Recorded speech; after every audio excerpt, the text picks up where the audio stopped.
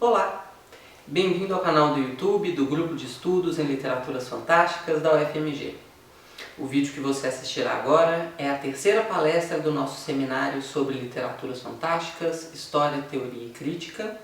Foi ministrada pela Júlia Cadar, que é pesquisadora no programa de pós-graduação da UFMG em Estudos Literários, pesquisando C.S. Lewis e ecocrítica. A palestra foi ministrada no dia 27 de outubro de 2023 e aqui na descrição você tem links para o nosso Instagram e para o nosso formulário de inscrição, caso você tenha interesse de ser informado sobre os próximos eventos do grupo. Fique agora com a Júlia Cadar e com a palestra sobre fantasia, história, teoria e crítica. Júlia, obrigada por ter aceito o convite de última hora. Eu que agradeço. Muito obrigada. E pode começar quando você estiver pronta, por favor. Obrigada. Bom, primeiro eu queria agradecer o convite aí, né? Mesmo sendo um pouquinho de última hora, tá super, assim, no meu nicho, né? Acho que de todo mundo que está aqui, nós temos interesses bem comuns. Então, assim, como o meu projeto tem um pouco dessa pesquisa sobre a crítica e a história da fantasia, então, assim, eu já tinha bastante material preparado. Vou começar a compartilhar aqui com vocês. Deixa eu só colocar aqui em tela cheia e aí a gente começa. Bom, então, primeiramente, obrigada para todo mundo, né, que pôde vir, comparecer. Como a Giovana falou, hoje a gente vai focar no maravilhoso, né, de acordo com a teoria do Todorov, que o Vitor passou, assim, brevemente na aula que ele deu, né, na palestra que ele deu. Mas aqui vocês vão ver que a terminologia vai ser um assunto que nós vamos tratar. Então, eu coloquei como foco aqui os mundos secundários, né? Mas que vão ser ali bem próximo do que o Todorov chama do maravilhoso. Então, a gente vai começar um pouquinho sobre isso. Vitor, chegou? Você quer pontuar alguma coisa? Começamos?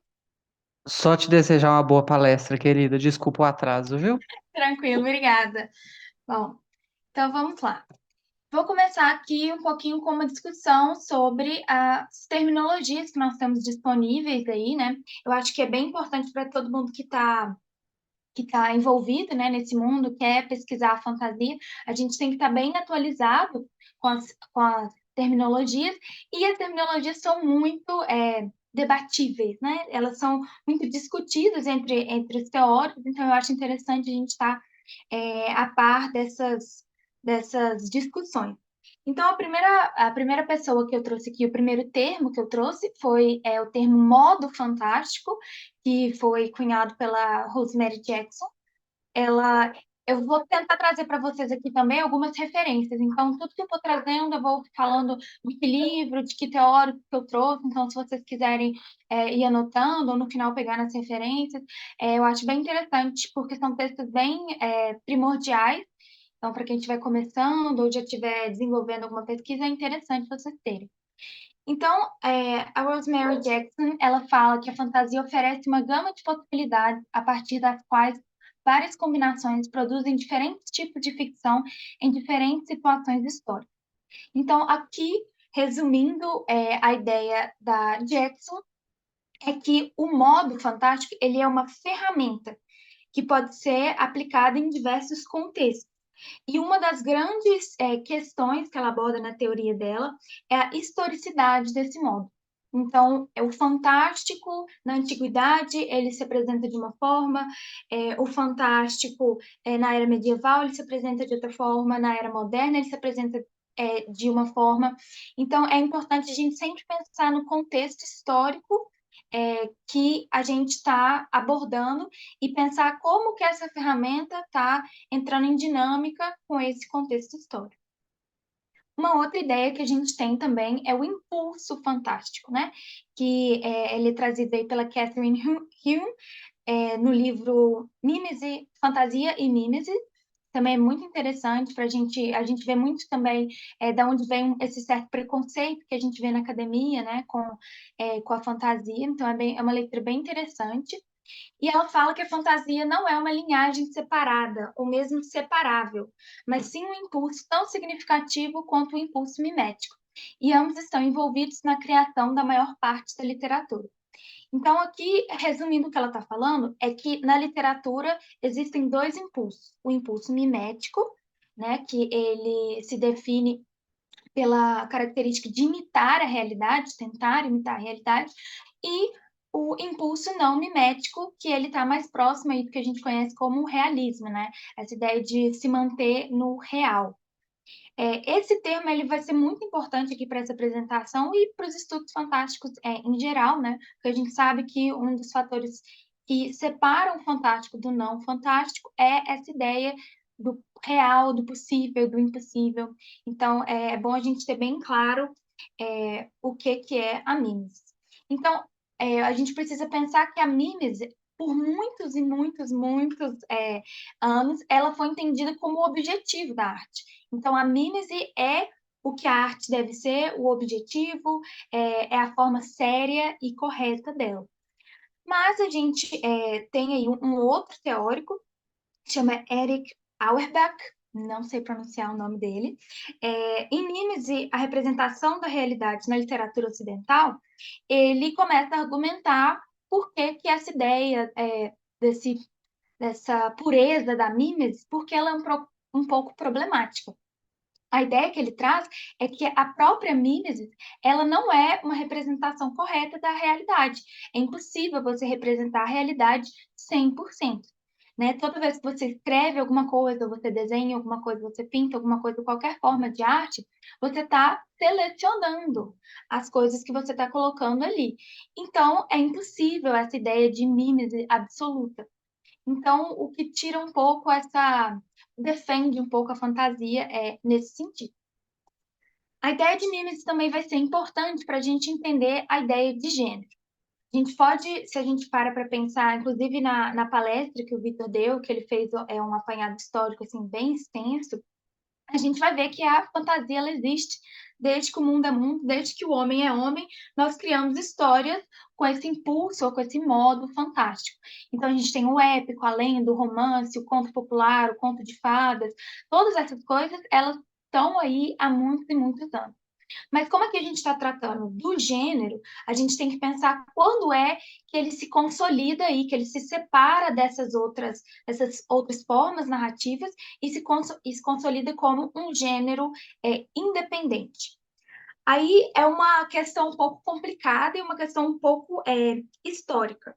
Né? Essa frase que eu trouxe para vocês é do C.W. Sullivan. Gente, eu peço desculpas porque minha pesquisa está sendo feita em inglês, então muitos dos termos ou dos teóricos estão na minha cabeça em inglês, então às vezes vai dar um branco, mas eu trouxe aí para vocês não ficarem perdidos. Então ele fala o seguinte: embora o mito, o épico, a lenda, o romance e o conto popular contenham a maioria dos elementos encontrados na alta fantasia moderna, eles são formas narrativas tradicionais de épocas em que a distinção entre o mimético e o fantástico eram menos formalizadas do que são agora.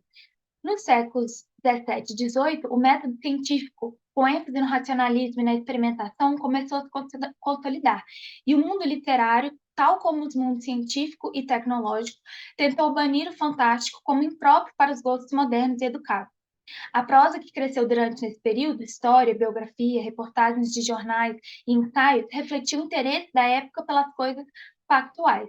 Então, a gente tem esse movimento histórico de uma série de transformações que levaram o ser humano aliás, eu devo dizer, a cultura ocidental, né, não todos os seres humanos, não generalizar, a sair desse pensamento que era inicialmente mitológico, né, a gente compreendia o mundo ao nosso redor através de mitologias, narrativas fantásticas, de deuses, cosmogonias, a gente passa para um paradigma mais religioso, né, com a tradição judaico-cristã. Então a gente começa a entender o mundo. Essa mudança para o judaísmo, o cristianismo, ela é muito importante na história da fantasia, porque a partir do momento que você separa Deus, vamos colocar dessa forma, ou entidade, o que quer que a gente queira chamar, da natureza, como era o caso no paganismo, né? A gente faz essa separação, então a gente começa a ter uma outra um outro entendimento do que é fantástico, o que é um milagre, o que é impossível. E através dessa tradição, né, judaico-cristã, a gente eventualmente tem aí a Revolução do Protestantismo, que que ela dá todas as possibilidades para a cultura ocidental desenvolver o pensamento científico. Então, ela fomenta o pensamento científico, a gente começa a sair desse paradigma de entender o mundo através da religião, do fantástico, e começa a entrar nessa coisa de entender o mundo através da ciência. E a gente tem vários outros fatores, o iluminismo, a Revolução Industrial, todas essas coisas elas levaram a essa mudança que é muito cultural e muito histórica. A partir do momento que a gente tem esse entendimento, esse novo entendimento do que é real como uma coisa cientificamente comprovável, a gente automaticamente vai por oposição ter o que é impossível, o que é irreal ou o que é um distanciamento consciente da realidade. Então, o gênero fantástico, ele vem dessa ideia de conscientemente a gente se distanciar da realidade. Então, já não é mais misturado, é aquela coisa, a gente sabe que a gente está fazendo, a gente está tirando uma licença poética aqui, né? Vamos colocar. E aí, uma dica que eu queria dar para vocês é um livro de um antropólogo, né, chamado Stanley Timbaia, chama Mágica, Ciência, Religião e o Escopo da Racionalidade. Esse livro é muito interessante para a gente entender esses termos, e não só na ideia de crítica literária, né, na ideia da antropologia mesmo, é bem interessante. Se alguém tiver interesse aí, temos PDFs, podemos disponibilizar para todo mundo. Bom, aqui eu vou passar rapidamente, né, porque o Vitor já falou muito disso aqui, da crítica, né, que é muito importante para a gente saber, mas eu queria só fazer um apanhado mesmo, para a gente ter esse todo, né, de como aconteceu. Então, a fantasia sempre esteve aí, mas e a crítica? Qual que é o estado da crítica? O que tem, o que foi falado sobre a fantasia? Então, quem está aqui já sabe que a fantasia ela é vista com um pouco de preconceito, né? A gente tem duas coisas principais, que são os argumentos. Três coisas principais. Primeiro, que fantasia é escapismo, né? Ela, de alguma forma, ela existe fora da realidade, da história. A segunda é que ela é impossível, né? Ou seja, ela é não mimética, e isso historicamente é considerado como inferior, né? E a outra questão é que ela é infantil, é para criança. O que, se fosse, também não seria problema nenhum, né? As crianças merecem a literatura delas, mas a gente vai abordar um pouquinho de todas essas coisas durante a apresentação. Então, a primeira, a gente pode colocar assim, uma protocrítica aí que a gente tem, começa com Platão, né, nos Diálogos de Fedro. Ele tem um pequeno trecho que ele fala sobre, não, mas para que eu vou ficar pensando em quimera, sendo que a coisa mais misteriosa e mais importante é questionar a mim mesmo. Então, ele coloca essa questão, assim, uma das personalidades, se não a mais importante, né, do pensamento ocidental, já coloca o não mimético, assim, como inferior, como uma coisa que não merece ser estudada, ou não é importante, ou é bobagem, porque não existe. Então, a gente já começa aí com uma tradição, assim, a gente começa um pouco com o pé esquerdo, né? Mas, e todas recapitulando aí que eu estou fazendo, ele está num livro que chama Literatura Fantástica, o Leitor Crítico, né? Na verdade, o título em inglês é Critical Reader Compress. Não sei exatamente se tem esse livro em português, mas ele é bem interessante. E aí ele passa, né, o David Senner, que é o escritor, ele passa por pelos nomes chaves, né, da crítica fantástica. Então ele é bem interessante, assim, ele é bem resumido, bem explicado, então é bom principalmente para quem está começando. Então aí começa com esse preconceito, né? Depois a gente tem no século XVIII o Joseph Addison, que ele vem aí com esse conceito de um jeito contos de fadas, de escrever, né? Então a gente pode ver uma primeira denominação, uma primeira terminologia, alguém tentando colocar em palavras o que é isso, que é a fantasia, e também o primeiro defensor, assim, né, mais formalizado da fantasia. Depois a gente tem o Coleridge, né, no século XVIII também, que é bem próximo ali ao romantismo. O romantismo é uma coisa bastante interessante para estudar ali em relação à fantasia, né? Quem tiver interesse aí tem bastante material. Mas aqui, com o Coleridge, ele dá um enfoque na importância da fantasia para a imaginação.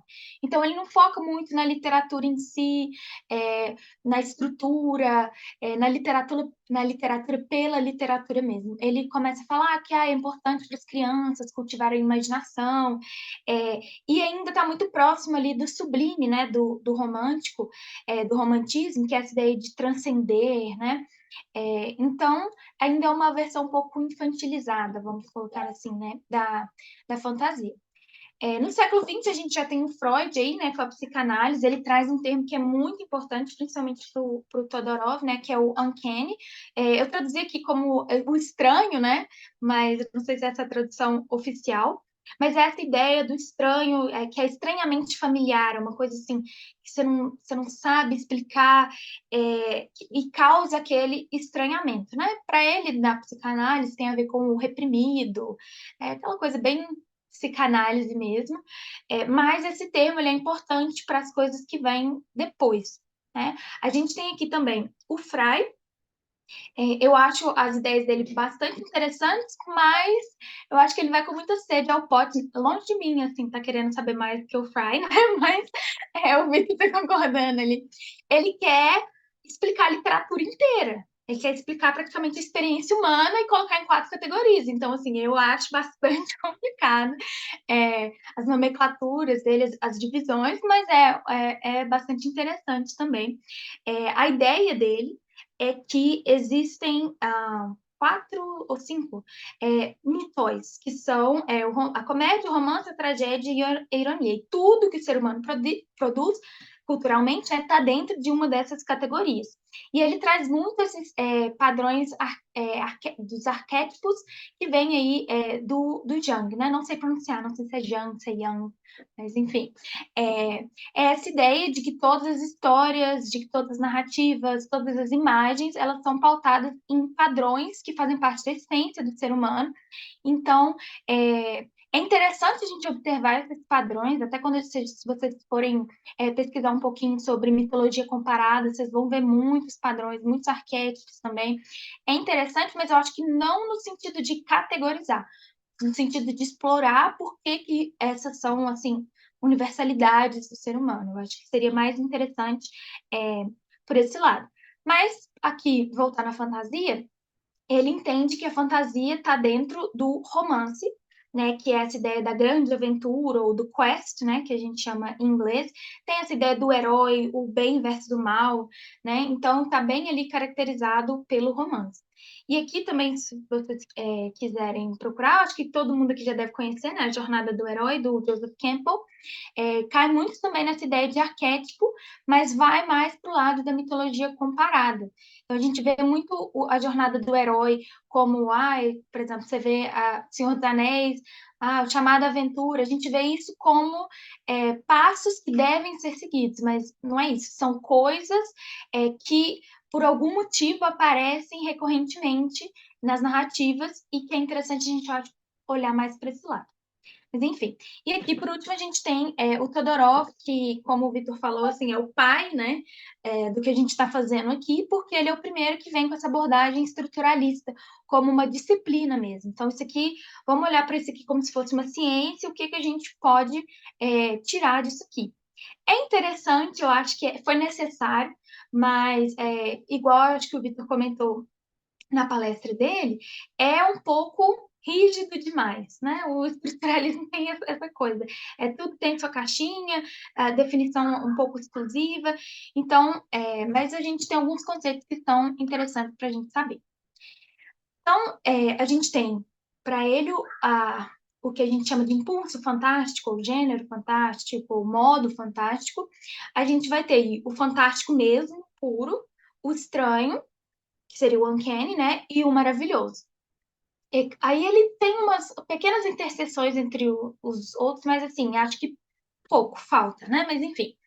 Então, o fantástico é quando aquela hesitação, aquela estranheza permanece, ou seja, ela não é explicada através do real. O fantástico fica aquele mistério mesmo, tipo, E aí, tem um estranho, que a hesitação, no final das contas, é explicada, né? Entre aspas, aqui está um resumo bem, entre aspas, tosco do que é um livro bem grande, né? Mas é só para a gente entender e seguir, que vem uma explicação plausível, e o maravilhoso, que é o que a gente vai ver aqui hoje, que a explicação é sobrenatural, não há hesitação interna. Então, para a gente entender isso melhor, pensem num unicórnio.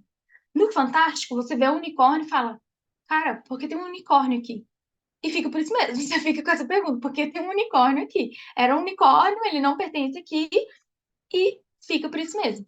O estranho é como se fosse assim, você vê um unicórnio, você fica, meu Deus, e aí no final da história você descobre que alguém colocou um cone na cabeça do unicórnio. Então não era um unicórnio, era um cavalo com um chifre. E o maravilhoso é como se você entrasse num mundo em que unicórnios são normais. Eles são como. Você tem um cavalo, você tem um unicórnio, você tem o cachorro, o gato, e isso é normal. Então, é esse mundo em que internamente há essa coesão, né, do fantástico. O fantástico existe e isso não é questionado. Agora vem o problema. Nas críticas, pessoal, fiquem à vontade também para vocês participarem, discordarem, intrometerem, podem me interromper, podem participar. Eu coloquei aqui algumas questões que eu tenho com o Todorov. Eu e a Rosemary Jackson também, que ela desce a lenha no Todorov, o livro dela é bem interessante. Então, a primeira coisa é que as categorias são muito fixas. Eu acho que quanto mais a gente separa, menos produtivo fica, né, para produção. A definição ela é muito exclusiva, então coisas que a gente pode entender como fantástico têm que ficar de fora porque eles não se incluem ali, eles não cabem naquela caixinha. E a gente tem a questão da resistência da fantasia. A Rosemary Jackson ela fala isso mesmo, que o fantástico em específico ele resiste a definições fixas, ele resiste a categorias exclusivas. Então, ele, por natureza, ele é uma coisa assim meio sem forma, que mora no limbo, que ele se transforma. Então, se a gente tenta colocar ele numa caixinha, eu acho que isso é pouco produtivo para os nossos estudos. Mas é importante a gente ter alguns termos, né? E uma coisa também que eu acho do Todorov é que eu acho que ele negligencia um pouco o contexto histórico, então ele se preocupa demais com a forma, né? Que não é um problema, mas acho que se você lida só com isso, né? Você está excluindo muita coisa interessante. Então ele exclui um pouco o contexto histórico e a função. Por que que a gente cria fantasia? Com que propósito? Para que que ela serve? Quais são as consequências para o indivíduo, para a sociedade, né? E aqui, a última coisa nessa questão da função é que eu convido vocês a procurar um pouquinho sobre. Vocês vão ver que mitologia comparada vai aparecer aqui, pipocar várias vezes. Eu convido vocês a darem uma olhada em mitologia comparada e vocês vão ver que tem muitos paralelos com a fantasia, não coincidentemente, né, que é de onde vem a fantasia, mas a gente tem alguns teóricos, o Oscar Munoz, o Missy Elliott e o Joseph Campbell, que eles colocam que na essência de todos os mitos, a gente tem uma função social, né, de explicar as coisas de forma metafórica, e a gente tem elementos essenciais. Então, a natureza, o caos, um ser sobrenatural, ou um deus, e o humano. E se vocês pararem para prestar atenção, todas essas coisas também se aplicam à fantasia, né? A gente vai ver um pouquinho mais sobre isso, mas é bem interessante. Deixa eu voltar. Então, aqui a ideia da apresentação é a gente focar nos mundos secundários mesmo. Então, a gente não vai chamar, eu escolho, assim, isso é uma escolha pessoal, mas eu prefiro não usar a terminologia do maravilhoso, que a gente tem alta fantasia versus baixa fantasia, né? Que a alta fantasia seria um mundo tipo a Terra-média, né? Que ela existe ali, ou Nárnia, e a baixa fantasia seria tipo Harry Potter, que é uma coisa que está dentro do nosso próprio mundo. E a gente tem outras terminologias também, por exemplo, o Mendelssohn, ele traz para a gente a fantasia imersiva, que seria, por exemplo, a Terra-média, né, que já é um mundo ali independente, e a gente tem a fantasia de portal, por exemplo, você entra nesse mundo secundário também, só que você ainda tem aquela conexão com o mundo real. Então, eu acho que o mundo secundário, ele engloba mais coisa, por isso que a gente vai utilizar ele aqui. Então, a gente vai pensar por que que a gente cria esses mundos e como que a gente cria esses mundos. Para isso, eu vou trazer alguns teóricos, mas fiquem à vontade para dar a opinião de vocês também. A primeira coisa, que é o mais antigo aí, todo mundo costumava falar, que a fantasia é um escapismo. A gente quer fugir da realidade, abandonar o mundo, viver no mundo da fantasia, né? Isso aí eu acho que já caiu por terra há muito tempo. Acredito que não preciso, né, pregar para quem está aqui, provavelmente já não concorda muito com isso, né? Ou não vê problema nisso. E a gente tem a ideia de olhar o mundo com os novos olhos. A gente tem a ideia do não dito da sociedade e o impulso mitológico. Então, eu vou passar pelos porquês primeiro e depois a gente volta. Então, aqui eu trouxe o Tolkien, né? Que esse é um pedacinho que ele discute um pouco sobre Senhor dos Anéis. E ele fala que, olha, isso aqui não é uma alegoria, porque, né, é muito fácil, entre aspas, você ler como uma alegoria à guerra, né? As grandes guerras mundiais que ocorreram aí, né? No século XX, mas ele fala, olha, não é uma alegoria, ele é uma coisa aplicável. Só porque é aplicável não quer dizer que foi feito com esse intuito. Então, assim, tem algumas questões sobre isso. A primeira é que eu acho que a fantasia ela tem que ser aplicável em alguma coisa, né? Porque senão não tem muito propósito. Não quer dizer que o autor ele tem que criar, olha, você tem que fazer uma crítica social, você tem. Não é isso. É questão que como você vai criar esse mundo secundário pensando no mundo real é praticamente impossível que você não traça esse paralelo entre os mundos. Então, temos essa questão também. E temos aqui a fala da Úrsula, que eu acho genial, que ela fala o seguinte: por meio de afirmações como era uma vez um dragão ou num buraco no chão vivia um hobbit, é por meio de não fatos tão belos que nós, seres humanos fantásticos, podemos chegar na nossa forma peculiar na verdade.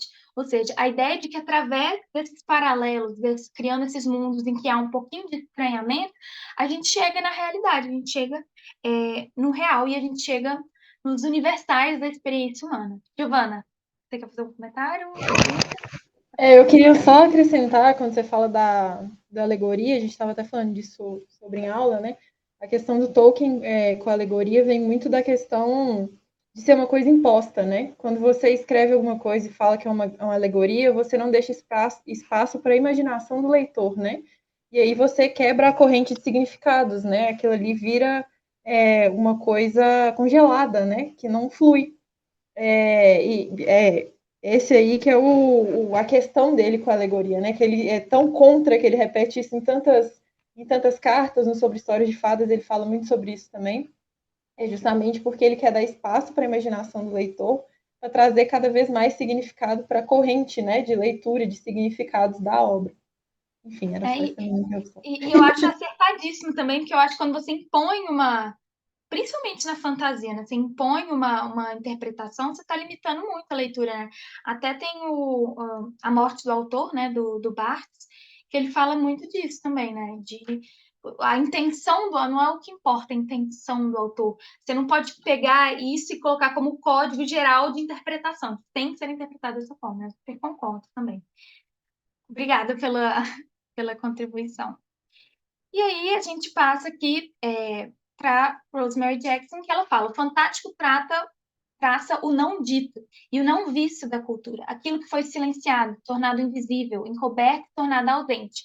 A sua introdução do irreal é colocado contra a categoria do real, uma categoria que o fantástico interroga por sua diferença.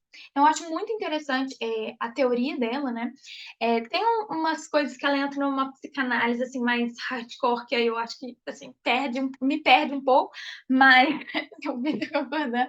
Mas até um certo ponto eu acho muito interessante essa questão do não dito, do subconsciente, né, da sociedade. E eu acho isso cabe muito também na minha pesquisa, vou chegar no final, que eu acho que a fantasia ela fala muito do que foi perdido também, não só do que é invisível, né, do que foi perdido, esse passado mitológico, mas enfim. Então tem essa questão, né, que eu acho que é muito importante a gente frisar que a fantasia é sobre a realidade. Ela não é sobre não tem como ser sobre outra coisa. Eu acho que literatura nenhuma não tem como ser sobre outra coisa. Só que a fantasia faz isso com o negativo, né? Ela faz isso através do irreal, do que não está lá, do que está invisível ou que está errado na nossa sociedade. E então, quando a gente fala do que a gente faz essa posição, que a gente vê que a gente dá falta de certas coisas, né? Que eu acho que é uma das coisas também que apela muito para os leitores, é essa coisa, a gente poder acessar o que não tem na nossa sociedade, né? Ou não tem mais, ou nunca teve, enfim. E aqui também acho muito interessante a abordagem do Atbury, que ele fala: não quero apenas afirmar que é possível encontrar mitos na fantasia, embora esse seja certamente o caso. Em vez disso, estou a observar a forma como os escritores usam a fantasia para reformular o mito, para construir novas formas de olhar para histórias e crenças tradicionais. Nesse livro do Brian Atbury,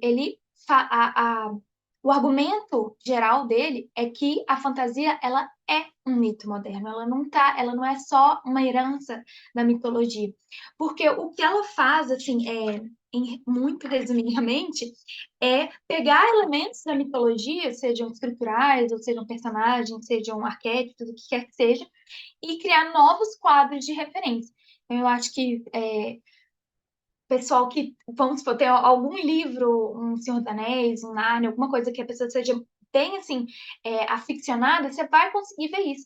Porque a gente, como cidadãos do século XXI, a gente não consegue experienciar a mitologia da forma que ela foi experienciada pelas civilizações anteriores. A gente não tem acesso aos mesmos quadros de referência, à mesma sociedade, às mesmas significações. E o que a gente faz com a fantasia, né, principalmente a fantasia mitopoética, a autofantasia, é criar através do real. Então, a gente pega esses elementos e a gente cria novos quadros de referência, novas sociedades, novas religiões, e assim por diante.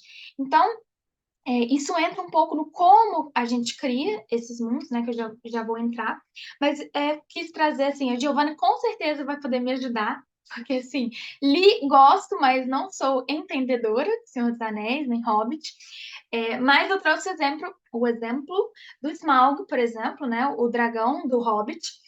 Então, ele pega um animal, obviamente o dragão não é real, né? Mas ele é formulado aí de animais reais, um réptil, uma cobra, um animal que tem asas, um animal que tem garras. Então, ele é essa mistura de animais reais e a gente também pega o tradicional, né? Que a gente tem história de dragões, assim, desde que o mundo é mundo.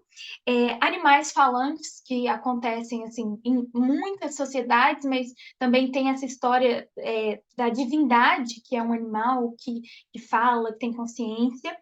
E a gente mistura e cria um novo quadro de referência. Então, a gente cria um dragão, que é uma coisa que existe na tradição, né? E a gente cria aí um dragão que aterrorizou uma montanha de um rei anão, por exemplo. Diga, Giovana, se você poder me ajudar. Peraí, que agora eu tenho que passar para cá. Bom, vocês estão me ouvindo? A Sim. tecnologia está meio contra mim hoje. Mas vamos lá. O Smaug, especificamente, né, é uma reescrita da história do Fafnir, né, da saga dos Volsungos, que é uma saga islandesa, né? Mas é isso mesmo que você estava falando, assim, ele pega, né, eu estava falando sobre isso ontem, inclusive numa aula, sobre isso, né, o que já foi dito está sendo redito e através dessa reescrita vem a inovação, né? O Tolkien faz muito isso através da etimologia, né? Ele pega muitos nomes das Edas, né? Insere no mundo dele e através da etimologia ele desenvolve histórias, ele desenvolve narrativas, e ele faz muito isso também através da transferência de gênero, né? Então ele sai do mito e entra no fantástico ali, que tem suas peculiaridades, que você está dizendo aí, né? Mas a história do Smaug especificamente, ela é basicamente a história do Fafnir, né? É um dragão que é muito ganancioso, que rouba o ouro de alguém e que dorme sobre esse ouro até que chega alguém lá para roubar esse dragão, para roubar esse ouro e matar o dragão. Mas enfim, é isso. Só queria acrescentar o Fafnir aqui. Obrigada, Tá Giovana. interessante fazer Esse esse fato retorno. eu não sabia, então foi Água bom. dos Bons Fundos, é muito bom. Então, assim, a ideia é essa, né? De misturar o tradicional com o novo, com a reescrita. Isso é a fantasia, né? Não tem como fugir muito disso. Então, a gente entra aqui no como fazer fantasia. tem alguns elementos, assim, que são... Eu estou trazendo teoria, mas são coisas que são relativamente óbvias, principalmente para quem consome muita fantasia. Eu trouxe aqui de um artigo do Júlio Gerra, que é aí da UFMG, e ele chama Mundos Possíveis, né? E Mimes e Mundos Possíveis. E ele traz várias teorias de como o fantástico, o horror, o terror, enfim, eles criam novos mundos. Então, a ideia é que, deixa eu ler aqui para ficar mais certinho, o mundo real participa na formação de mundos ficcionais, fornecendo modelos de sua estrutura, inclusive a experiência do autor, ancorando a história ficcional em um acontecimento histórico, transmitindo fatos brutos ou realemas culturais. O material que o mundo real fornece tem que sofrer uma transformação para ser admitido no mundo ficcional. Ele deve ser convertido em possíveis não reais, com todas as consequências lógicas, ontológicas e semânticas. Essa conversão só ocorre através da semiose textual, e porque para o signo é indiferente se o objeto a que ele se refere é também uma coisa ou se existe apenas na imaginação. Então, ele usa aí da semiótica para entender mais como que a gente cria o fantástico através do real. É bem interessante, mas o mais importante, eu acho que a gente tem que tirar aqui sobre mundos secundários é essa lógica interna, né? Eu acredito que muita gente já teve que explicar, tá falando de fantasia para alguém que não gosta ou não consome fantasia ou não entende fantasia, e a pessoa vira e fala: ah, não, mas por que que fulano só não faz o feitiço e pronto, resolveu. E aí você tem que explicar toda a lógica da mágica interna do mundo, e falar: não, mas não é assim que funciona nesse mundo. Aí a pessoa fala: mas para que o autor colocou empecilho para ele mesmo? Era só... Mas aí, se fosse fácil, assim, não tinha história, né? Mas a ideia é que para criar esses mundos secundários, ele tem que ter uma coesão interna, um sistema de magia que faça sentido se houver magia, né? E é justamente essa coesão que cria, eu acho que dá credibilidade, né? No sentido de acreditar mesmo os números. Então, eu trouxe até aqui, por exemplo, um exemplo bem tosco também. Por exemplo, se a gente pegar a ideia de poderes em Harry Potter, por exemplo, e a ideia de poderes em X-Men, Mutantes. São sistemas de magia completamente diferentes. Se você, por exemplo, aparecesse um bruxo em Hogwarts que fala assim: ah, eu só controlo metais, a pessoa ia ficar tipo, veio com defeito, esse bruxo veio com defeito. Então, assim, é justamente a coesão interna do mundo que faz essa credibilidade dos mundos secundários. Eu trouxe aqui, então, já estamos na reta final, tá, galera? Trouxe aqui o que eu observo, né? Eu não encontrei ainda, né? Pode ser que exista, se tiver, inclusive, alguém essa referência, me mandem. Que são os elementos que geralmente são transformados para criar esses novos mundos, né? Em inglês tem esse termo world building aí, que eu acho que a gente usa também em português, né? Que a gente geralmente modifica a religião, a sociedade, a natureza e a política. Através desses 4 pilares aí, né, da experiência humana, a gente consegue reformular mundos. Então, por exemplo, em religião, a gente pode pensar, gente, vou trazer os mesmos exemplos sempre, tá? Em Nárnia, então, se a gente pensa a religião, existe esse paralelo, né? Bíblia cristã e Aslan como Cristo, como Deus e afins, mas a gente faz essa modificação. Se Vou chegar nessa parte, então não vou atropelar, não. Mas a gente tem também uma outra trilogia que é menos conhecida, não sei se alguém vai saber. Não sei qual é o nome dela em português, chama Winter Nights Trilogy. É relativamente atual, mas se passa na Rússia e se passa justamente nessa transformação. É uma fantasia um pouco histórica, né? Então pega momentos históricos reais da Rússia, da história da Rússia, e passa para essa transformação, essa cristianização da Rússia e a perda dos valores mitológicos, do folclore russo, das crenças do povo russo. Então, assim, a religião é uma coisa muito forte, né? Até muito pelo que o Vitor falou, né? Dessa conexão da fantasia antigamente com o sagrado, né? Que seria a mitologia, as religiões. A gente tem a sociedade também, que eu trouxe aqui, Fronteiras do Universo, né? Que é a Bússola de Ouro, né? Esses livros. do Puma, que a gente tem, por exemplo, uma estruturação totalmente diferente da sociedade. A gente tem os ursos polares, eles têm uma configuração, e a gente tem os ciganos, a gente tem as bruxas, a gente tem os humanos da universidade, os humanos da igreja. Então, assim, nós temos outra configuração social que faz toda a diferença e que faz a gente olhar para a nossa própria configuração social, né? Que eu acho que é o mais importante que o mundo secundário deve fazer. A gente tem a natureza, né? A gente pode pensar na Terra-média, então a gente tem a dinâmica entre as espécies, é uma coisa muito central, né? Também os hobbits, os humanos, os elfos, os anões, né? Os entes também, essa dinâmica entre as espécies, a natureza, as paisagens, né? Tem até o livro das paisagens, os lugares, né? Da Terra-média também, que é muito legal, mas é essa questão da natureza. E a política, né? Eu acho que o exemplo mais óbvio seria a Guerra dos Tronos mesmo, né? Que é aquela política bem violenta, uma coisa meio medieval, só que levado à potência, né? E a gente vê que todas essas coisas são o que constroem esses mundos. E essas tensões todas são baseadas, né, em coisas reais. Então, no final a gente pode até discutir, pensem no mundo secundário favorito de vocês, ou uma coisa que venha à mente de vocês, e pensem como que eles modificam a religião, como que eles modificam a sociedade, como que eles modificam a natureza, a política, e o que é que isso diz sobre o mundo real, né? Que crítica isso oferece a gente. E aí, por último, eu trouxe para a gente dar uma observada, 3 mundos secundários aqui, uma escolha semi-arbitrária, tem um pouco de razão, mas, assim, poderiam ser 3 outras combinações, tipo, infinitas outras combinações, né? Mas o primeiro aí seria Alice no País das Maravilhas, então vamos observar o que esse mundo fala pra gente. A primeira, acho que coisa que a gente tem que levar em consideração é que Alice esse livro está num momento muito específico, né, da história do gênero de fantasia. Então ele ainda está naquele momento que ainda remete muito aos compilados de folclore, né, do Perrault, dos irmãos Grimm. Então a sociedade está pegando aquele folclore, mas já com olhos de, olha, isso aqui não existe. E criando novos contos de fadas, já totalmente consciente, né, da distância com a realidade.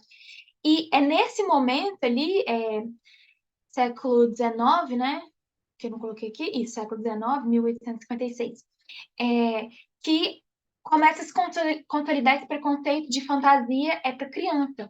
Porque, de fato, foram muitos contos de fadas com o público infantil em mente, foram criados nessa época. Então, assim, pegou um pouco esse estigma, né?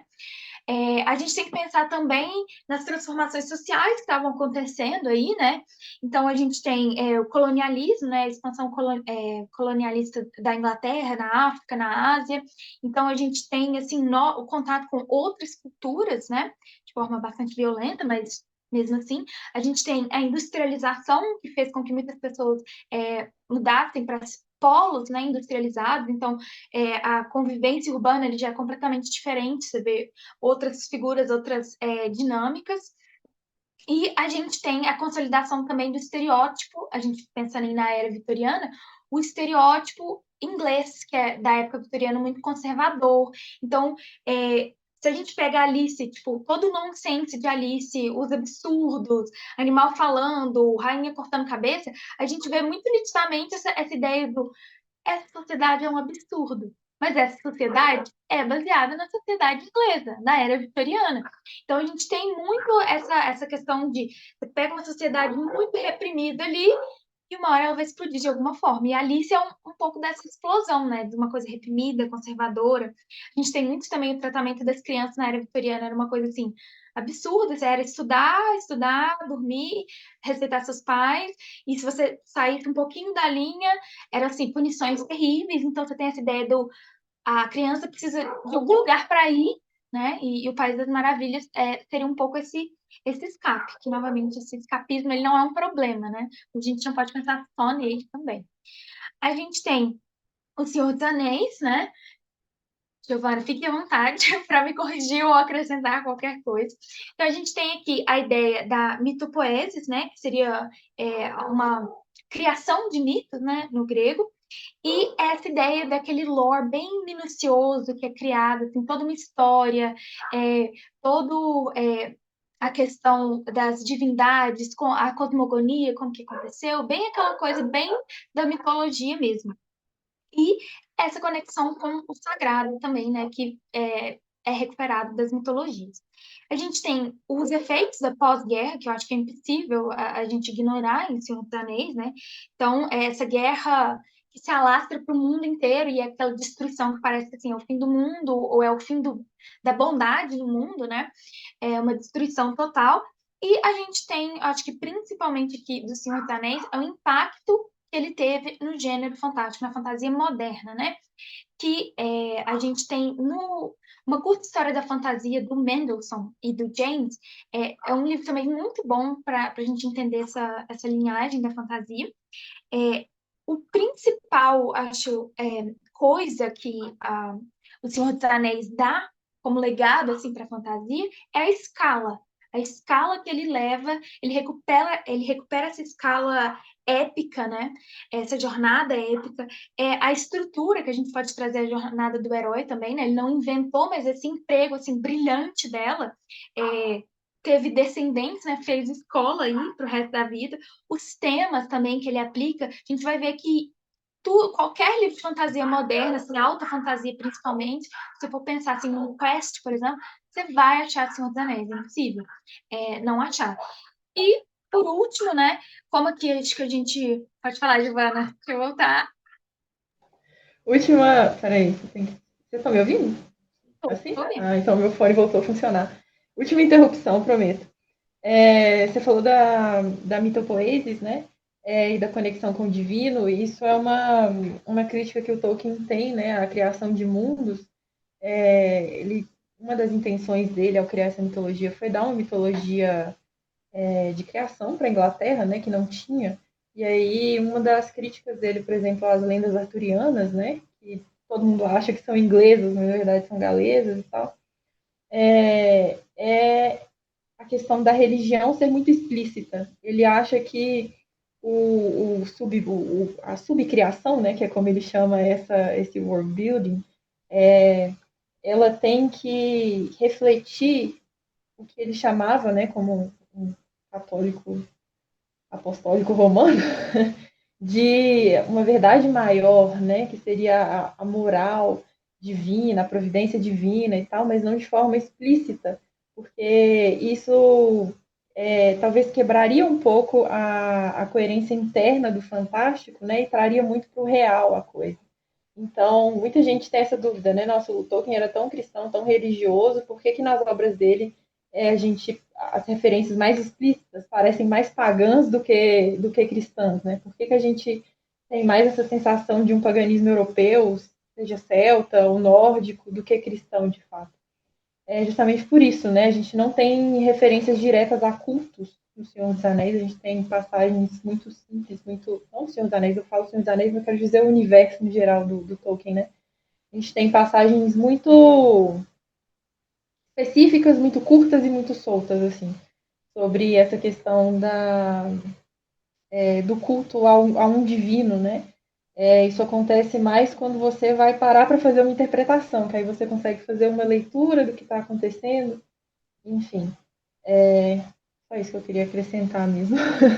Mas eu acho super interessante, porque eu lido muito com isso também nas Crônicas de Nárnia, né? Que é super, muito, muito, muito mais explícito, né? A religião é, assim, quase que um tapa na cara com a Bíblia, né? As Crônicas de Nárnia é bem mais assim. Mas eu acho interessante isso que você trouxe, nessa questão de... Os dois eram, né, tanto C.S. Lewis, né, das Crônicas de Nárnia, quanto o Tolkien, os dois muito católicos e tal, as Crônicas de Nárnia é quase uma catequese, né? Para quem é bom entendedor, um pingo é letra, né?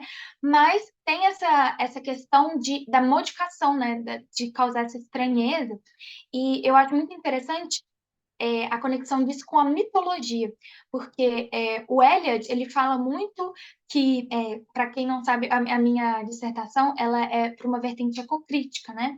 Então, lógico que eu vou puxar a sardinha para o meu lado, mas essa ideia de que todo o fantástico, religioso, sublime, o que quer que seja a palavra que a gente usa, ela vem através da natureza.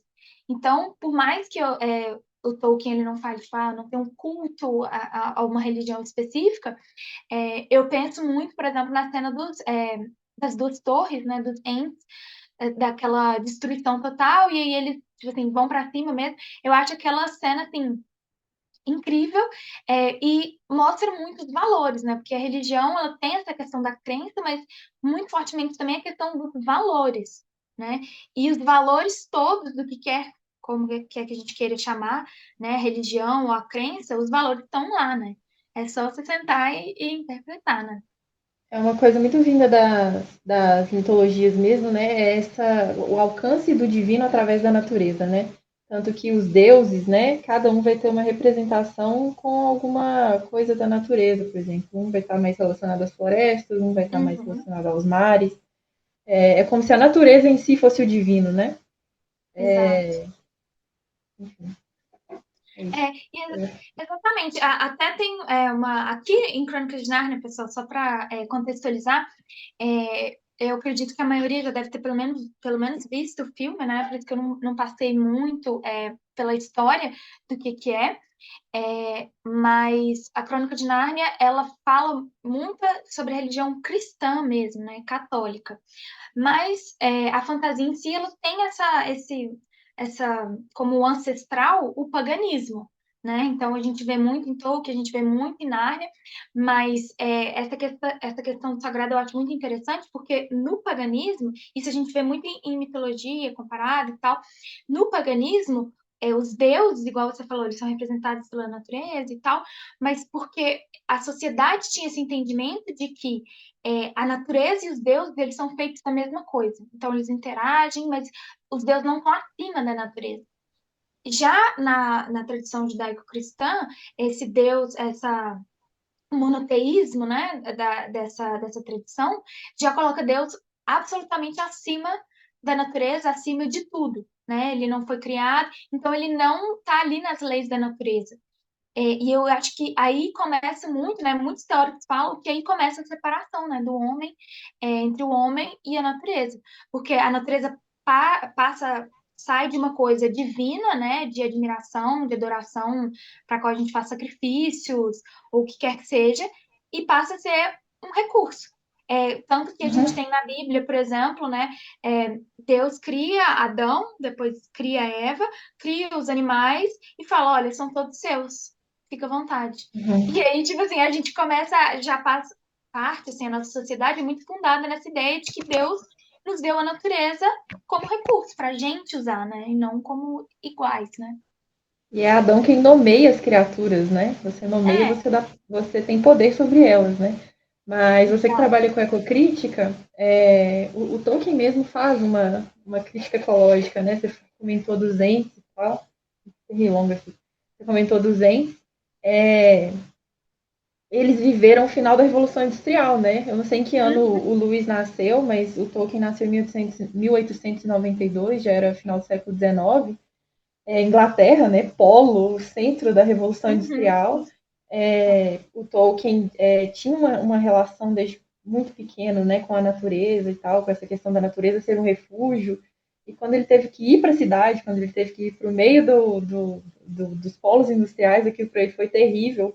E foi muito sofrido para ele ver os parques, né, os resquícios de natureza que tinham na cidade serem substituídos por máquinas, por fábricas e tal. Uhum. Tem até uma carta, né, que a gente estava lendo hoje, que ele fala que ele é um hobbit em tudo menos no tamanho, e que ele gosta de boa comida simples, não refrigerada, que ele gosta de fazendas sem maquinário, e ele, Quem assim, não? ele se recusou a ter uma geladeira na casa dele, inclusive, por muitos anos, até que não foi mais possível, entendeu? E eu acho que é isso que ele traz muito dentro da obra dele, né? Que é a vingança da natureza. O Saruman, ele representa a indústria, né? A Hum, destruição da natureza em prol da tecnologia, em prol do progresso e tal. E a gente tem ele traz para a gente essa coisa que todo mundo queria, né? Que é a retomada da natureza do que um dia foi dela, né? Exatamente. É muito isso que eu vejo na minha dissertação. E tem essa questão também a industrialização da Inglaterra é uma coisa muito forte nos dois, né, nas duas obras. E até essa questão que você está falando da industrialização e tal. Nárnia é uma história sobre o início e o fim de mundo, né? O início, a vida e o fim de mundo.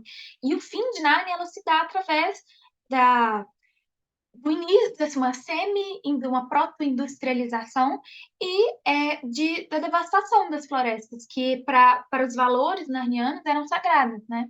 Então, eu acho que o interessante aqui, que eu queria até concluir meu pensamento, a apresentação, é que se a gente pensa no contexto histórico, a gente pensa a gente pensa nas potencialidades da fantasia. Eu acho que isso é que é o mais interessante, que principalmente com mundos secundários, que a gente tem essa possibilidade dessa comparação, desse contraste com o mundo real, é, com, às vezes, quais são as diferenças, quais são as similaridades, igual a Giovanna está trazendo, a industrialização, todas essas coisas, se a gente traz esses paralelos, acha onde está a semelhança, onde está a diferença, a gente consegue mapear assim, um pouco as críticas e a gente consegue, eu acho, entrar de fato no que é a potência da fantasia. Então, se a gente procura a função, o que que ela está comunicando, como que ela está comunicando e com que ferramentas, aí que a gente acho que encontra mesmo a potência da fantasia. Eu acho que é isso que eu queria falar, deixei as referências aqui. Muito obrigada. Todo mundo, quem tiver alguma dúvida, algum comentário, fique à vontade. A gente que agradece, Júlia, foi show, gostei muito. Antes das perguntas, eu queria só relembrar o pessoal, para quem não mandou o nome completo com e-mail, por favor, no chat, enviar para a gente poder emitir os certificados de participação. Como eu disse, a gente vai esperar o ciclo acabar para a gente emitir um certificado único, né, com as horas participadas nas palestras que cada um veio. E perguntas. Perguntas, ideias, comentários, fiquem Eu à tenho vontade. uma pergunta para vocês no geral do Elfo mesmo, assim. Eu vejo que a pesquisa de vocês mexe muito com dicotomia, sobretudo a questão de civilização e natureza, que é uma dicotomia que aparece muito eu acho que no Tolkien, então até mesmo desde a Cajuru comentou do desromantismo e essa ideia de voltar à natureza. E eu tenho uma pergunta no sentido de crítica mesmo, assim. Qual que foi a dificuldade de vocês? Porque eu posso estar errado. Mas eu vejo muita pesquisa de vocês de uma mudança de centro em vez de você analisar o personagem, ou até mesmo, talvez, sei lá, por questão de psicoanálise, etc., vocês estão indo muito para analisar o setting, no caso da destruição da natureza, da ecocrítica. Então, você muda o foco da sua pesquisa de, ao invés de analisar um personagem, o comportamento dele, como que ele age, isso, sei lá, pensando até em correntes feministas, multiculturais, decoloniais, como que é mudar isso? Como que é, tipo, tirar o foco do personagem, das ações do personagem, de qualquer que seja a motivação dele, pro, pro, pro local, pro setting? Qual que é a dificuldade de fazer isso, em termos teóricos, críticos mesmo?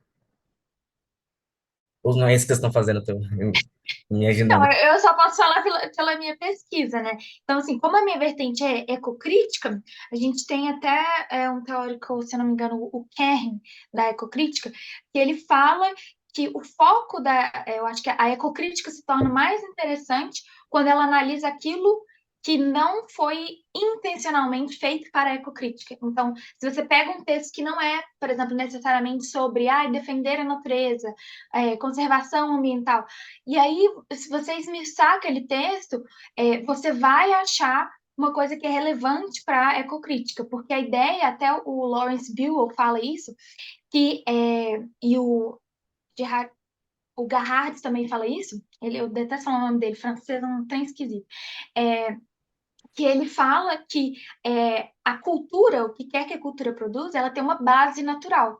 Então, se ela tem uma base natural, você vai achar em qualquer texto, qualquer produção artística, né, cultural, você vai achar alguma coisa que tem alguma conexão com a natureza, seja o local, seja a representação da natureza assim, específica mesmo, tipo, tal local, seja um local fictício, ou o contexto, o que estava acontecendo no local que o autor escreveu aquilo, qual que é o contexto histórico. Então, assim, para mim eu acho mais natural, falando sério, eu acho mais natural ir para esse lado do que entrar dentro de cada personagem, assim, porque eu acho que as motivações do personagem é tudo muito subjetivo, né? E é muito difícil de você achar, tipo, ai, o que é de fato, o que que ele estava pensando de fato, qual que foi a motivação que levou a fazer isso, entendeu? Então, assim, para mim é isso. E tem também essa questão dessa dicotomia civilização e natureza. Na ecocrítica, a gente tem duas ondas principais. A primeira onda, essa dicotomia, ela era bem marcada mesmo, né? Você tem a natureza versus a urbanização versus a industrialização versus, enfim. Já na segunda onda, o desafio que o Lawrence Bill coloca é que a gente comece a entender o espaço urbano, a civilização humana, como tudo parte de uma coisa só. Então, meio que apagar essa dicotomia e colocar o homem, o mundo, a natureza, o espaço urbano como uma coisa só e que espero no futuro conviva harmonicamente de forma sustentável, né? Não sei se eu te respondi, mas, Vitor, eu tô agora indicando. É por aí mesmo. É porque realmente eu acho que quando a gente vê outras dissertações, você parte muito de outras linhas mais focadas no personagem mesmo, no desenvolvimento do personagem, dele com outros personagens ali. E sempre tem várias linhas ali, né, que você pode escolher. Mas esse foco crítico mesmo, teórico crítico, de mudar, em vez do personagem, em vez do romance no geral, ou do gênero textual, mudar para análise ou interação com. Na verdade, tratar o Seren como personagem, né? Eu imagino, talvez. É, Uhum. exato. Oi. Vocês me escutam bem? Ah, muito bem. Eu acho, Tiago, entrando mais na sua pergunta, na parte final da sua pergunta, sobre qual que é a dificuldade metodológica e crítica, né, de uma análise desse tipo. Eu acho que a principal dificuldade é falta de apoio teórico e crítico mesmo para fazer a análise, sabe? E existe uma percepção, as minhas colegas, por favor, coloquem se elas concordam com isso ou não, né? De que, como a Júlia colocou e a Giovana também falou, de um uso muito da literatura fantástica como nessa perspectiva da alegoria. Então, assim, eu vou escrever aqui um texto fantástico, um texto de fantasia, então vai ser uma sociedade matriarcal, então com isso eu quero fazer uma crítica à sociedade patriarcal. E aí fechou nisso, não tem uma outra leitura possível. Eu acho que existe uma tendência hoje em dia daqueles que estão lidando com o fantástico, enquanto fantástico, né, não enquanto bandeira para uma outra coisa, de, dentro da sua análise, fazer uma defesa dessa potencialidade do próprio texto.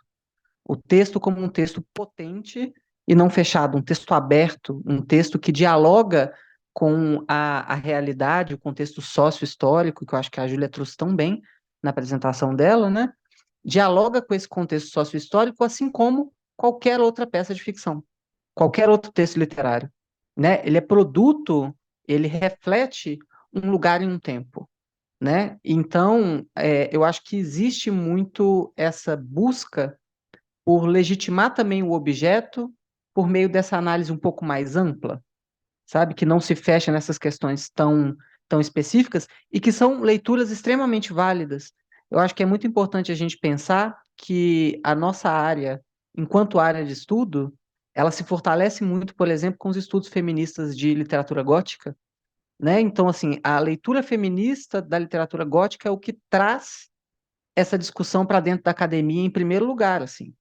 É o que começa esse processo. Então, eu não acho que é uma leitura errada, eu não acho que deslegitima, mas eu acho que a gente busca no nosso discurso uma legitimação mais ampla, né? E a gente está dando esses primeiros passos, assim. Então, a Júlia trouxe uma grande sequência aqui, muito legal, vindo do Platão até o Todorov, né, de referências que a gente pode ter para falar do fantástico. Mas se eu pego, por exemplo, assim, teatro renascentista, quantos autores eu não vou ter para citar de linhas teóricas para falar de teatro renascentista? Se eu for Quando a gente chega na nossa área, ela trouxe 6, do Platão até o Todorov, E para a gente enfiar mais alguém relevante ali no meio, a gente vai ter que cavucar muito, sabe? Então a gente está a gente está tentando estabelecer. Eu acho que e o Todorov, eu acho que ele é muito importante por conta disso, ele dá um passo importante nesse caminho da gente estabelecer esses parâmetros teóricos e críticos, sabe? Apesar das várias críticas que eu tenho, é interessante a gente pensar como que a Rosemary Jackson, a Irene Bessier também, vão construir a partir dele, né? É a partir desse primeiro movimento que surge, inclusive, essa crítica à própria metodologia dele, o pensamento dele, o estruturalismo dele. Então, na minha perspectiva, Tiago, e aí eu, de novo, peço muito para as meninas complementarem com o que elas acharem, né? Eu acho que é um pouco por isso que o nosso trabalho acaba tendo esse foco um pouco diferente. A gente, às vezes, até pode pegar um elemento específico, mas o interesse pelo, pelo mais amplo, eu acho que reflete um pouco essa necessidade nossa ainda de legitimar e até mesmo de identificar do que é que nós estamos falando, né? Que é uma coisa dificílima, é uma coisa que dá pano para manga, tem muita gente que não entende, então até por isso que a gente está fazendo essas palestras aqui, né, Júlia? A gente está falando para a gente entender o que é que a gente está fazendo. Espero ter contribuído aí.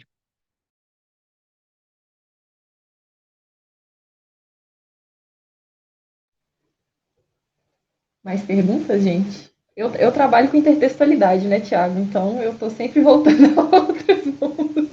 Eu sou meio biased para falar disso, assim, mas é igual o Vitor falou, no meu mestrado eu fiz muito isso, não só através da mitologia, mas através também da literatura renascentista, né, que eu trabalhei com o Milton também, com Paraíso Perdido. Mas eu acho que é uma forma de, igual o Vitor falou mesmo, de tentar estabelecer o que a gente é, o que a gente está fazendo, sabe? E a gente tem que ir procurando caminhos. Mas o Vitor defende muito isso, né, amigo? De que é necessário também a gente se usar o fantástico como uma coisa que se sustenta por ele mesmo, né? É uma coisa que a gente tem que começar a fazer, né? Enfim. É porque seria que pensar o gênero como um todo, né? Toda a estrutura desse gênero e dentro dos outros gêneros que são trabalhados na academia também, né? Acho que tem coisas Uhum. em comum, tudo que vocês falaram aí, a questão da não cientificação, que eu acho que vem uma crítica desde o romantismo, com a questão da Revolução Industrial. E uma coisa Uhum. que me chamou a atenção, eu não sei se... quando vocês falaram fantasia, sempre a questão de ser muito infantil, mas porque a recepção espera que a fantasia termine com um final feliz, né? Existe, não sei se eu tô falando besteira, mas parece que quando eu falo fantasia, parece que ela tem que ter um final feliz. Eu acho que talvez seja até um limite estético para ela. Não é nenhum limite teórico, mas é um limite estético. Talvez ela tenha que ter uma moral, ela tem que ter um final feliz, diferente de, sei lá, um romance ou uma distopia, enfim, pode até ser uma antítese. Uhum. Isso é uma coisa que o Tolkien defendia, né? Aí o Catástrofe, que o final feliz ele é necessário, né? Para a gente alcançar a providência divina, né? O retorno ao divino. Então, o final feliz ele é necessário. A vinda de Cristo seria aí o catástrofe da humanidade para o Tolkien, né? Mas eu não acho Hobbit. Eu não acho nenhum deles, na verdade. Eu acho que nenhuma das histórias do Tolkien são totalmente felizes. E a gente fala um pouco disso também, sobre como é que ele tinha esse lado mais pessimista, né? Que no final as coisas davam certo, mas a que custo, né? O Hobbit é um livro infantil, mas o cara volta para casa com o melhor amigo dele morto, passou por um monte de trauma, entende? Então, assim, é uma coisa que as pessoas esperam, eu acho, porque o fantástico ainda também é muito relacionado à fábula, talvez mais do que à mitologia. Eu acho que as pessoas ainda fazem essa referência, mas que ela não é totalmente verdadeira, eu acho. Assim. Eu acho que ainda tem muita das. A gente falou isso relacionando aí, a Júlia falou muito com as realidades do mundo, né? A gente ainda vê muito das sombras do mundo, eu acho, no Fantástico, né? A destruição da natureza, a morte, né? O Senhor dos Anéis mesmo é muito sobre a morte. o abuso de poder, né? Enfim. Vai lá, amigo. Não, a Júlia quer falar. Deixa a Júlia falar, depois eu falo. Vai lá, Pode Júlia. falar que você levantou a mão, eu só cliquei o tirar o mute, pode falar. Não, não, não. Você tem Não, prioridade, eu por só ia favor. comentar muito brevemente que o Tolkien não ia sobreviver a um livro da Guerra dos Tronos, que eu acho que ele ia ter umas cinco no primeiro, né? Porque o que não temos é final feliz. Não, mas eu concordo muito com o que a Giovanna falou. Eu acho que tem muito da questão da fábula, da questão dos contos de fadas. Tem esse período em que ele era realmente muito guiado assim para criança, então tinha esse tom mesmo. Até a Hume, ela fala que ela vai fazendo uma categorização, tipo assim, eu acho que a contextualização histórica dela é muito boa, mas quando ela começa a fazer categorização dela, tem até uma parte que ela vira e fala, esse aqui é didático, tem essa categoria do didático. E assim, eu acho que, como o Vitor falou, a gente está, não é um gênero novo, não é um modo novo, mas é um estudo muito, muito novo ainda, né? Então a gente ainda, às vezes, acho que a gente não tem vocabulário, ou às vezes as coisas que são mais assim, vanguardistas, ou que faz uma coisa que quebra muito com o gênero, às vezes ele é tirado, tipo, não, isso aqui não é fantasia, entendeu? Então acaba que se delimita um pouco. Mas eu acho que são fases que a gente que passa e aí vão ter fases que a fantasia vai ter outra conotação, mas era só isso mesmo, Victor, pode falar. É, essa limitação do gênero, eu pessoalmente eu estudo um autor que não tem final feliz, nunca. Mas pensando na fantasia mais especificamente, né, no maravilhoso, eu acho que tem uma conexão muito forte aí com a questão dos contos de fada, e o conto de fada tem uma estrutura extremamente rígida, no sentido de que ele começa com o Era uma vez e ele termina com o E foram felizes para sempre. Então, a gente tem esses dois pontos, né? A partida e a chegada já estão pré-definidas antes do início da história. Então acaba que é uma herança maldita, né, que, que a fantasia vai receber a partir disso aí. Mas eu acho que, ainda mais contemporaneamente, nós estamos tendo uma quebra com essa expectativa, sabe? É uma expectativa que existe. Acredito que ela leva mesmo a uma certa infantilização da literatura. De novo, como a Júlia falou, isso não é problema nenhum, né? As crianças merecem literatura de qualidade. Vamos dar a bússola de ouro para todas as crianças, por favor, necessário. É, mas traz uma certa infantilização no sentido de que parece que tudo tem que terminar bem, né? Tem que fechar com chave de ouro, todo mundo feliz, todo mundo. E eu acho que mais contemporaneamente a gente está tendo uma quebra grande com isso daí, sabe? Que é da gente começar, mesmo quando trabalhando para um público infantil, então uma fantasia infanto-juvenil, começar a trabalhar esses temas, entender a importância da fantasia no processo de elaboração sobre temas difíceis também, né? A fantasia é um palco muito propício para fazer esse tipo de debate, trazendo aqui a palavrinha maldita de novo, né? De uma maneira alegórica, uma maneira metafórica, a gente poder trabalhar isso mesmo para um público infantil. Eu tenho aqui meus livrinhos de criança para quando eu tiver um filho, sabe? E a gente trabalha essas coisas que são importantes. Então, eu acho que mas é uma coisa nova, né? Porque a gente está começando a se identificar e a trabalhar. Eu, quando eu falo contemporaneamente, eu estou pegando aí da década de 50 para cá, né? Que é quando tem os autores que as meninas estudam, que vão trazer uma ruptura muito grande e vão trazer muitas possibilidades também. Muito bom. Quero que as pessoas perguntem, porque aí eu vou amolar a Júlia até o final da noite.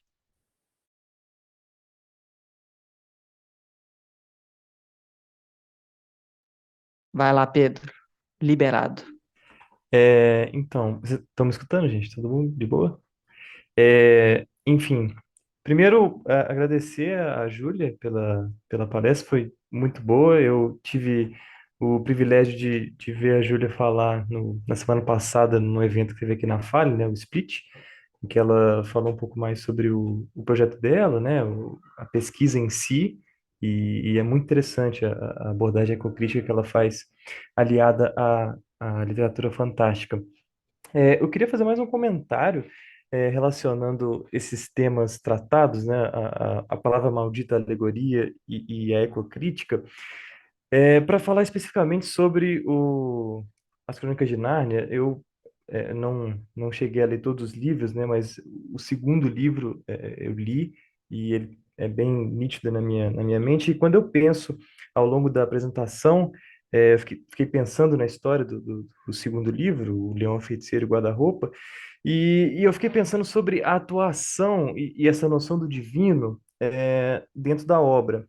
E eu fiquei pensando, poxa, é claro que é nítido enxergar uma alegoria ali, mas ao mesmo tempo em que ele é alegórico, ele não deixa de ser criativo, não é a melhor palavra, mas assim, ele não deixa de ser uma potência per si, né? Então, assim, o Lewis, ele não está pegando a Bíblia e fazendo uma colagem exata no mundo, né? E eu fiquei pensando nisso justamente com o episódio da grande luta entre o bem e o mal nesse segundo livro, expressa na natureza. Olha só que fortuito para falar de ecocrítica, né? A ideia da dominação do mal na figura da feiticeira branca ter trazido um inverno eterno para a Terra, né? O inverno enquanto espaço da não possibilidade de criação, da não possibilidade de existência da vida, infertilidade, né? A divindade, que aí, nesse ponto concordo bastante com a Júlia, né?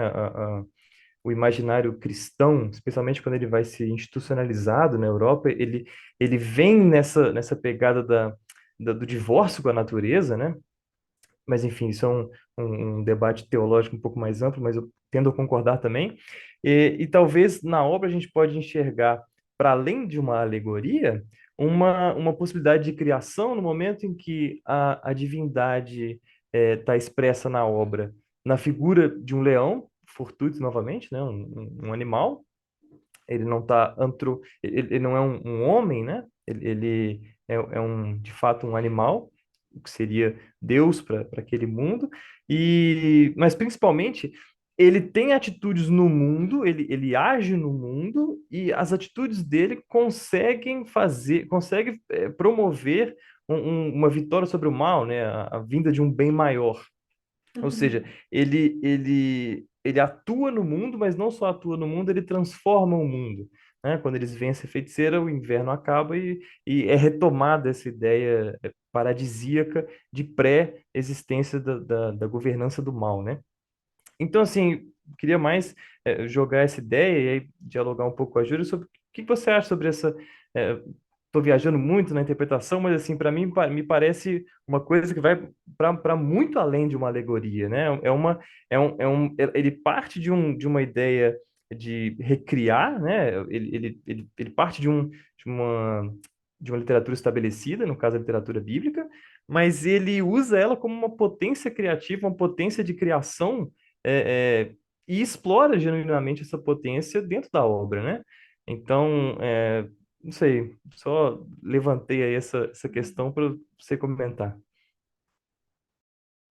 Obrigada pelo comentário, mas não viajou nada, viu? Zero viajado. Eu concordo super.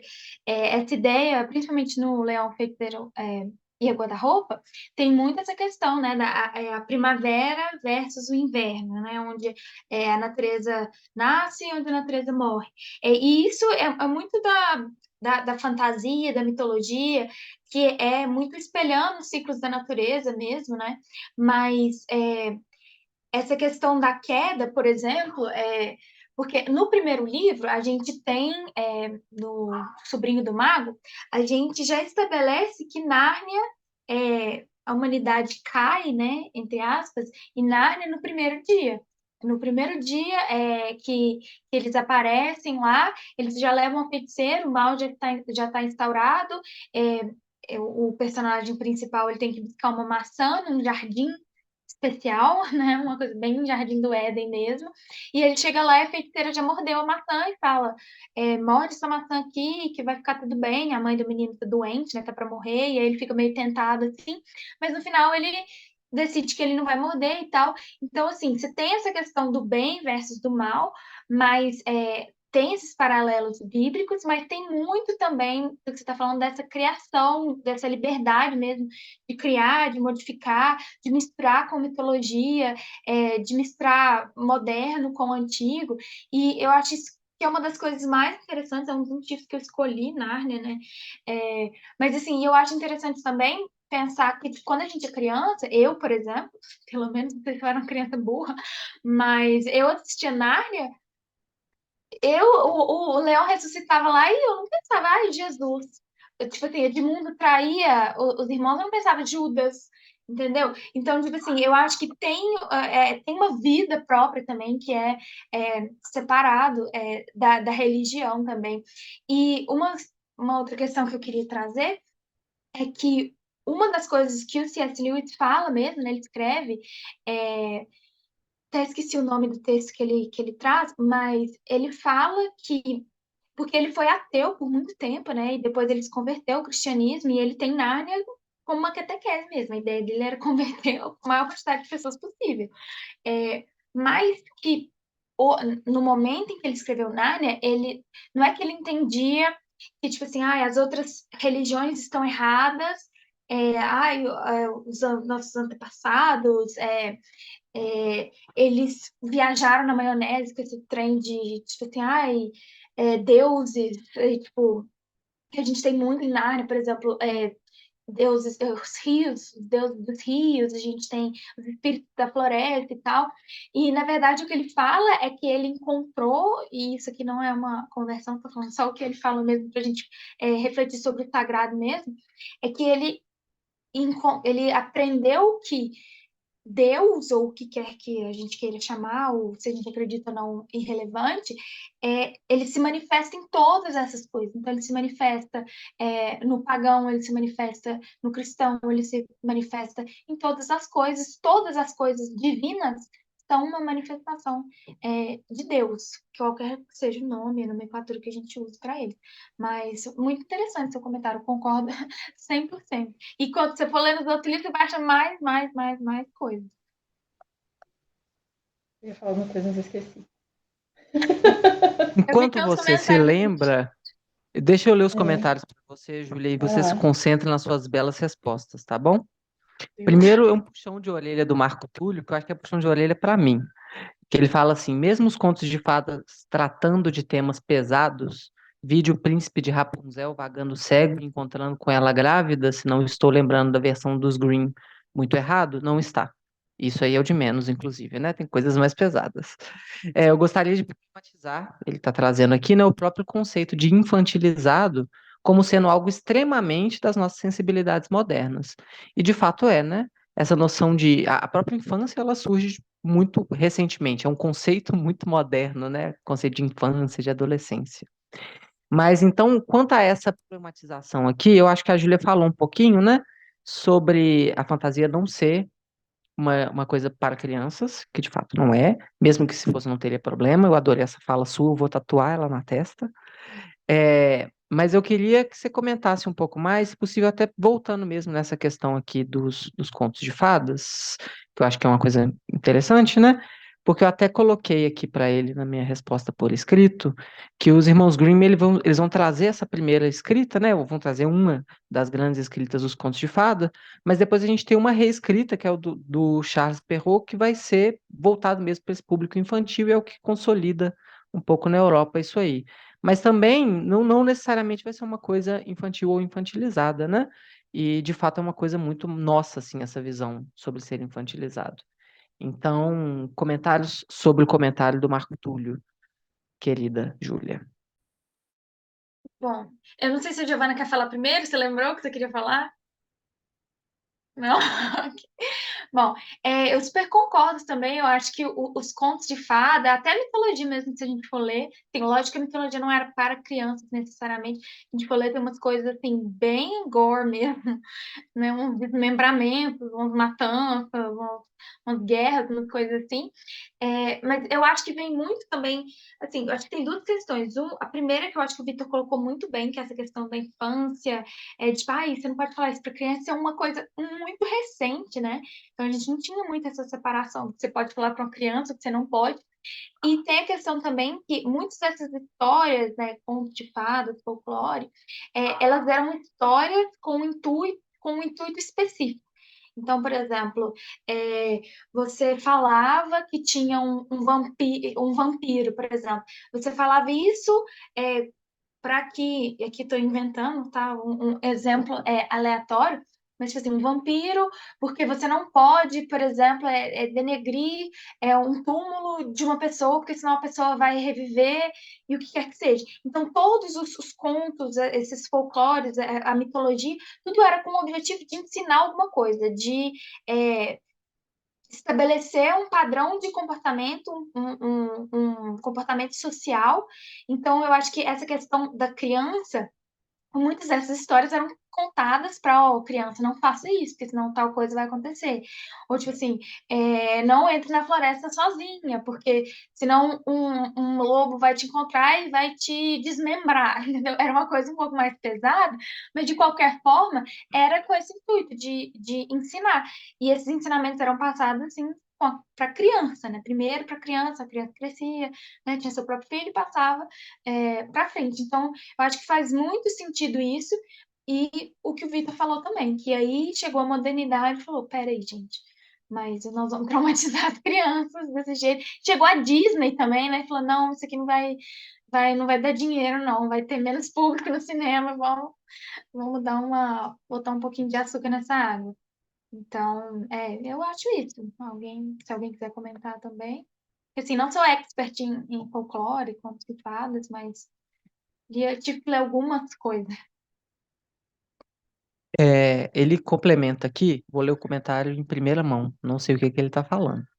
Ele diz que ele ia aproveitar para acrescentar que ainda vemos algumas coisas mais desafiadoras em coisas feitas para crianças, tipo Coragem com Covarde, melhor animação de todos os tempos.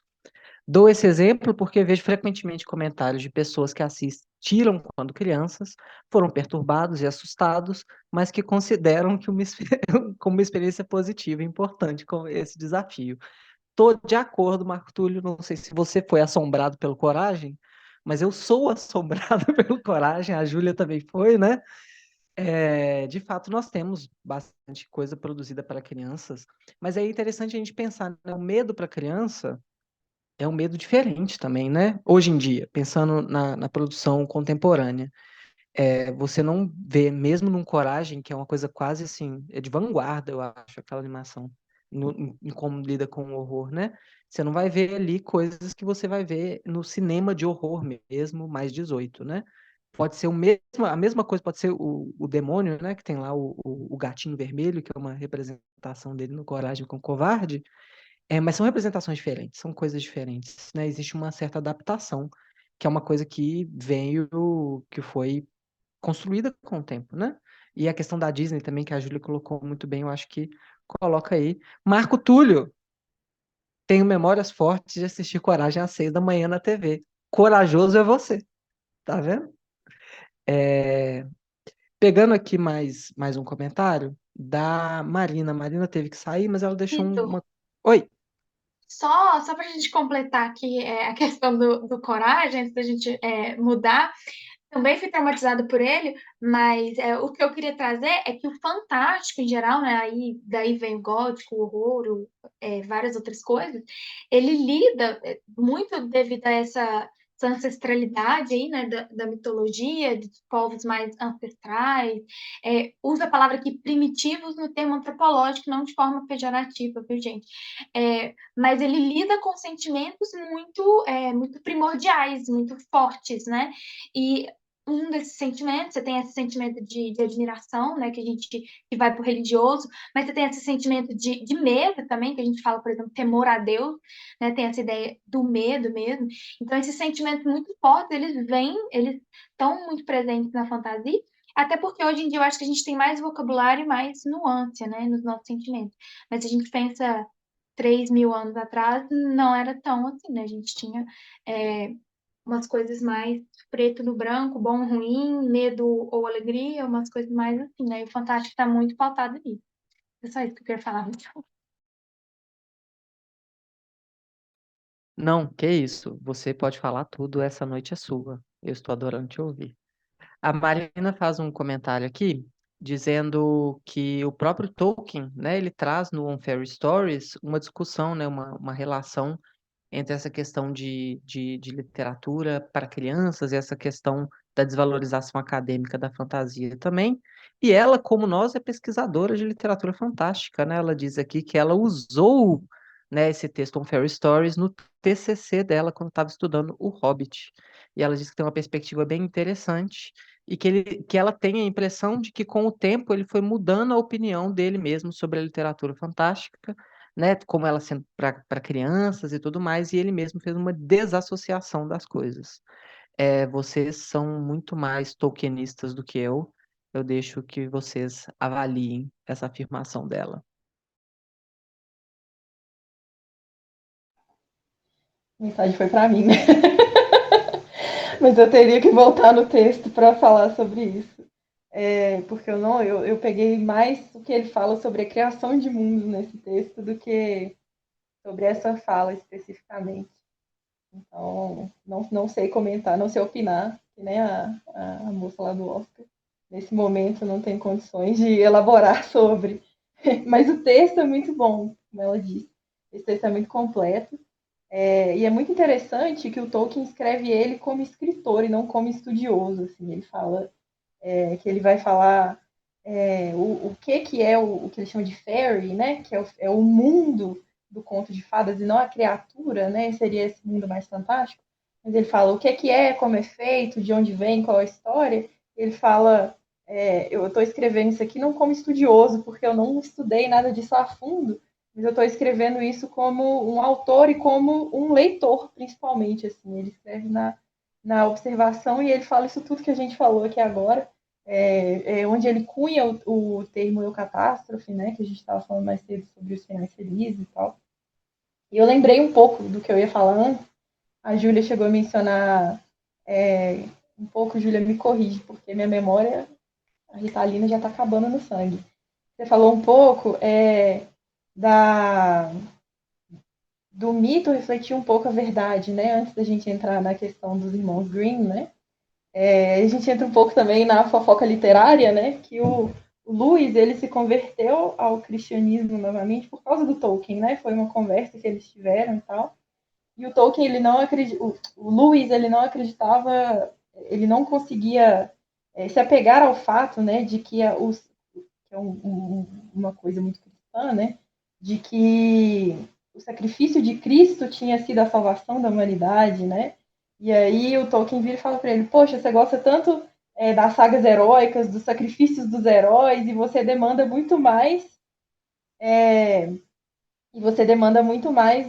dos dogmas cristãos, né? Por quê?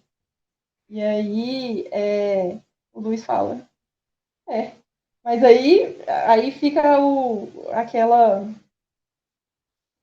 rancor, né, que o Tolkien tinha, que é quando eles começam a desfazer um pouco a amizade, porque o Lewis, ele se converte ao protestantismo, né, e não ao catolicismo, igual o Tolkien. Mas aí, nesse mesmo texto, né, que comentaram aí no chat, o Tolkien fala isso, né, os humanos são produtos de Deus, então tudo que a gente cria, inclusive os mitos, refletem essa verdade, né, refletem alguma verdade do universo que a gente vive, da nossa moral, dos nossos costumes, enfim, da nossa cultura. Era isso que eu queria falar aquela hora. Eu sei que agora já está meio deslocado, que o assunto já mudou. Mas, enfim, só esse complemento aí.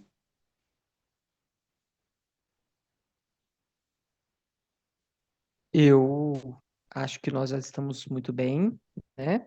Eu Uhum. queria só fazer uma provocação para a Júlia no final, porque eu tenho que fazer isso, Júlia, é o meu papel aqui, entendeu? É, eu anotei várias coisas aqui. Qual delas que eu quero te provocar no final? A palavra final é sua, não vai ter réplica nem tréplica, tá? Então fica aí a seu critério. Escolhi essa aqui. Você colocou, obviamente que não é você, né? Você está trazendo de várias referências, sua apresentação foi muito bem fundamentada, a questão de como a fantasia ocupa o lugar do mito no mundo moderno, né? E você trouxe uma questão sobre nós, modernamente, não sendo capazes de experimentar o mito como ele era experimentado nas sociedades de origem, experimentamos esse mito por meio do fantástico. Então, o fantástico, né, a fantasia, vai ser a forma da gente sentir, né, experienciar essa relação com o mito por meio dessa fantasia. E eu fiquei encucado com isso, porque eu acho que sim, né? Nós temos pessoas que se manifestam assim, qual que é a sua religião? Eu sou Jedi. E isso é uma coisa que existe. Mas, ao mesmo tempo, é, uma coisa que você trouxe muito bem, e que eu acredito muito, que eu acho que é muito importante, como que o fantástico ele surge de um pacto ficcional, né? O fantástico ele não se pretende a ser verdade, nem a se mentir verdade, né? Então, eu fiquei pensando aqui, como que você acha que essas duas verdades se relacionam, né? Da fantasia ser uma forma de nós experimentarmos esse sentimento mitológico, digamos assim, essa relação com o mito, de uma forma que a gente aceita hoje em dia, mas ao mesmo tempo a gente tem essa experiência intermediada pela certeza de que aquilo é ficcional. Como que essa relação se dá? Como eu disse, é uma provocação, eu não vou fazer réplica, não permito que ninguém faça tréplica, entendeu? A palavra final é sua sobre isso aí. Responsabilidade. Mas, enfim, primeiro eu acho a pergunta muito interessante, porque é mesmo, soa como um paradoxo, né? Porque a mitologia, eles acreditavam, era um pouco a religião, um pouco não, era a religião deles, e hoje a gente sabe que tem essa distância. Então, eu acho que o que é primordial aqui é a gente entender um pouco isso, eu que estou trazendo isso, não é o Brian Epworth que fala com essas palavras, mas é essa ideia do mito moderno. Até o Joseph Campbell, ele fala que hoje, e a Hume também fala isso, que hoje a gente vive num mundo desmitologizado. Não sei se traduz isso muito bem para português. Então, é uma sociedade secular, né, que a religião já está separada aí, né, da nossa vida, a mitologia também.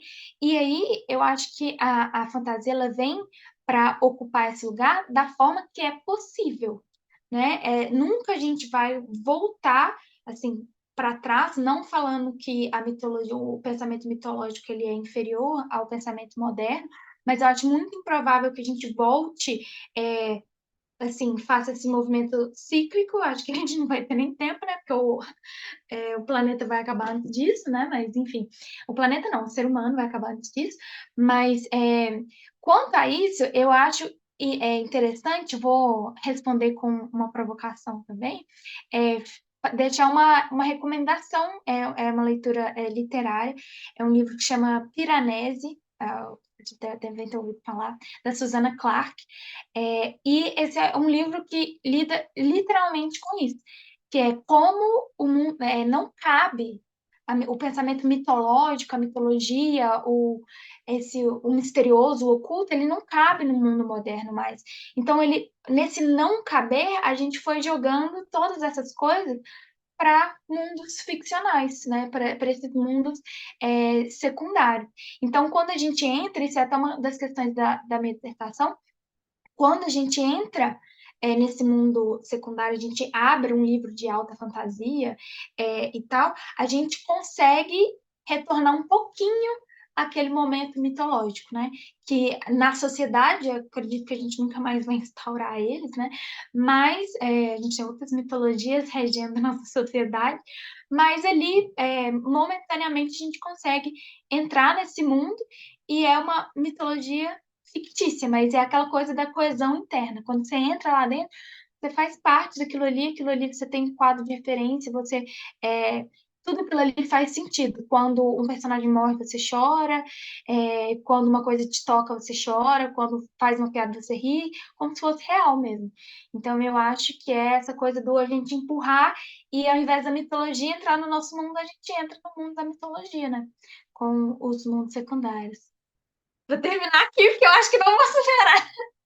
Fantástica essa frase final! Fechando com chave de Isso, galera. ouro. Magnífico. Júlia, quero ter o prazer de me despedir de você, porque eu não estava aqui na hora de começar, eu atrasei. Me desculpa por isso, tá? Foi um prazer enorme te ouvir falando. Foi muito legal mesmo. Eu aprendi muito, tenho certeza que todo mundo aprendeu bastante também, tá? Eu quero te convidar mais 1000 vezes para falar, que você fala também muito bem. Foi uma ótima exposição. Muito obrigado. Muitíssimo obrigado a todo mundo que passou por aqui um pouquinho, para os guerreiros que estão aqui conosco até agora, também muito obrigado. Obrigado para quem participou no chat, obrigado para quem falou com a gente aqui também, abrindo a câmera e microfone. Foi muito bacana. Lembrando a todos vocês que terça-feira que vem a gente vai falar de Coragem com Covarde, a gente vai falar de horror no Dia das Bruxas. Então estão todos convidados, vai ser mesma forma de entrar na sala, terça-feira que vem, Dia das Bruxas, dia 31, às 7 horas da noite. Então quem gostar de ficar assustado, corre aqui que vai ser muito legal, tá bom? Então essa foi a terceira palestra do nosso ciclo. Muito obrigado, Júlia. Muito obrigado, Giovana. Delícia. Muito obrigado, pessoas. E até a próxima. Obrigada, Obrigada, gente. Boa pessoal. Obrigada por noite. virem. Obrigada, Júlia. Muitíssimo obrigada, Júlia.